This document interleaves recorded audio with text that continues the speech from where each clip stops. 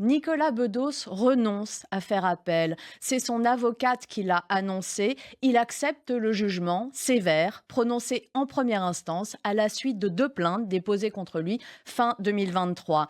L'une pour un baiser dans le cou et l'autre pour une main dont on ne saura jamais si elle a frôlé volontairement ou non le sexe de la plaignante par-dessus son jean en boîte de nuit vers 2 heures du matin.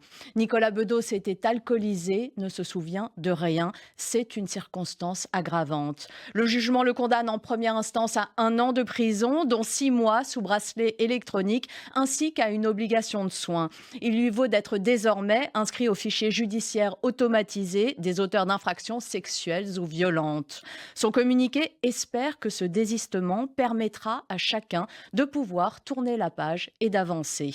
Ce que ça veut dire, c'est qu'il renonce à dénoncer la disproportion de la peine dans l'espoir de pouvoir reprendre sa vie. Lui qui affirme avoir entamé une démarche d'introspection depuis 2 ans, entendez une psychanalyse, a recommencé à écrire des films, des livres, son travail, en somme.